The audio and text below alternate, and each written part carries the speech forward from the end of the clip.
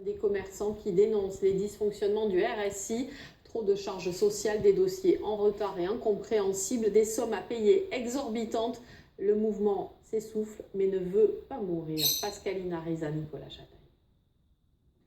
Nathalie est une chapelière à plusieurs casquettes. La voici commerçante et porte-drapeau de l'association Les Pendus. Ce matin, elle planche sur plus de 20 dossiers en souffrance. Depuis la fusion URSSAF-RSI, les dysfonctionnements au RSI se multiplient. Perte de dossiers, prélèvements sauvages. Ici l'exemple d'une jeune esthéticienne en faillite. Une femme de 30 ans avec un bébé de 2 ans, voilà. Et qui est arrêté son activité parce qu'elle n'en pouvait plus. Son congé maternité n'a pas été payé parce qu'elle avait des cotisations en retard.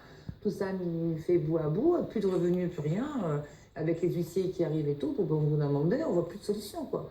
En soirée, la voici président de l'Assemblée Générale des Pendus qui réunit des artisans commerçants de la région et de toute la France. La plupart vivent une situation de crise, souvent à l'aube de la retraite, comme Philippe, artisan peintre, poussé à bout par le RSI. J'ai craqué une fois, puisque je travaillais comme je pouvais avec cette insuffisance cardiaque. J'arrivais plus à monter aux échelles, j'arrivais fatigué à la maison et je me suis ouvert les veines. On en arrive là. Ils font ce qu'ils veulent. On a affaire à des personnes différentes chaque fois qu'on fait une lettre. C'est jamais les mêmes propositions et qu'on passe son temps à écrire. Notre cri de colère n'est toujours pas pris en compte. Ce qui nous amène à penser que seule une concertation entre citoyens peut faire avancer la situation actuelle. Voilà pourquoi le mouvement se rallie aujourd'hui à la Confédération CAASIL, composée de près de 150 000 artisans, commerçants et professions libérales. Une plainte va être déposée auprès de la Cour européenne pour non-assistance à personne en danger. Alors voilà pour cette association qui se bat avec ses armes. Ce soir, on va aller plus loin sur cette affaire. Bonsoir Emmanuel Charpentier. Vous êtes en duplex de Perpignan. Vous êtes médiateur, c'est comme ça qu'on vous appelle. Les Pendus vous ont donné un peu de travail. Vous testez un petit peu cette expérience. Vous recevez des dossiers justement en souffrance du RSI. D'abord, est-ce que vous avez le sentiment d'avoir évité des drames ? Bonsoir d'abord. Oui, je pense... Remettons les choses au point. Nous sommes d'abord des médiateurs bénévoles, tout à fait autonomes. Nous nous devons d'une impartialité. Nous recevons les dossiers dès qu'ils sont en état de médiation. Je m'explique là-dessus. Il faut avant que l'assuré ait introduit une réclamation auprès de la caisse.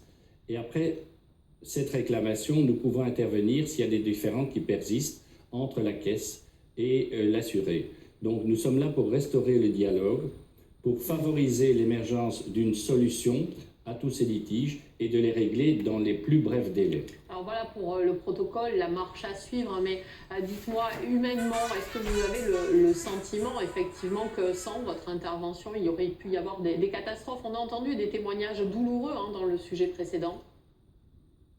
Oui, on peut dire cela, mais disons qu'on est aux prémices, on est au démarrage de cette médiation.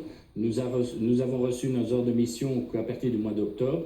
Les dossiers commencent à arriver l'un après l'autre. Nous essayons de les traiter dans les plus brefs délais et résoudre les problèmes également dans les plus brefs délais, à la satisfaction de l'assuré, bien sûr, quand il se peut. Alors justement, combien de dossiers en souffrance vous estimez recevoir ou que vous allez recevoir et combien de temps pour les régler ? Première réponse à votre question. Aujourd'hui, j'ai reçu statistiquement une trentaine d'appels sur 3 mois. Mais plusieurs de ces dossiers ne sont pas de ma compétence. À partir de ce moment-là, je ne peux pas intervenir et je dois refuser la médiation. Je ne peux intervenir que sur les dossiers où il y a une réclamation, où il y a un litige entre la caisse et l'assuré. Aujourd'hui, je suis à mon 7e dossier que j'ai pris en charge et où j'ai effectué ma médiation. Et je peux dire que la fin était satisfaisante pour l'assuré. Merci beaucoup Emmanuel Charpentier, merci d'avoir été en duplex avec nous ce soir de Perpignan. Je vous parlais en titre de ce scandale sanitaire.